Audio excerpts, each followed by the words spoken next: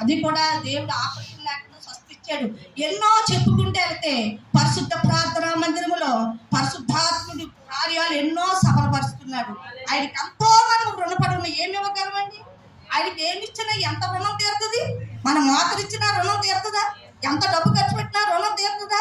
ఆయన మన అందరి గురించి రక్తాన్ని చిందించి వెలపెట్టి కొనుక్కున్నాడు ఆయన మనం. అందుకు మనం జాగ్రత్తగా ఉండాలి, ఆచి తూచి మాట్లాడుకోవాలి. క్రైస్తవ బిడ్డలంటే రాగానే ముందు విధానం ప్రైజ్ లార్డ్, మనకు అదే పెట్టాడు దేవుడు.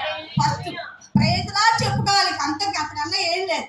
మనం ఇలాగ ఉన్నామంటే ఆయన కృప, మనం ఇలాగ ఆరోగ్యంగా ఉన్నామంటే ఆయన కృప. ఎన్నో వింటున్నాను రిక్వెస్టుల్లో, ఎన్నో హాస్పిటల్లో అంబులెన్సులు లక్షలు ఖర్చు పెడుతున్నారు గర్భఫలాలకు కూడా. కానీ మనం ఈ రీతిగా ఉన్నామంటే మనం ఎంతో దేవుడి కృపలో ఉన్నాం, దేవుడి చిత్తంలో ఉన్నాం, దయలో ఉన్నాం, నామంలో ఉన్నాం.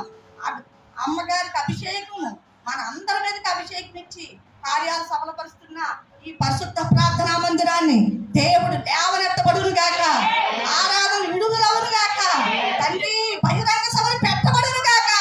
అయ్యా నాయనానికి వందనాలు. లక్షల మందికి అభిషేకం విడుదల తండ్రి. అవును అయ్యా, ప్రతి ఒక్క కార్యము నువ్వు సఫలపరిచినందుకు వందనాలయ్యా. నీ బిడ్డల్ని నాయన కాచి కాపాడి కరుణించి కనికరించి జ్ఞాపకాలు చేసుకుని ఆస్వాదించి దీవించి పరిశుద్ధాత్మను కొమ్మరించినందుకు వందనాలయ్యా.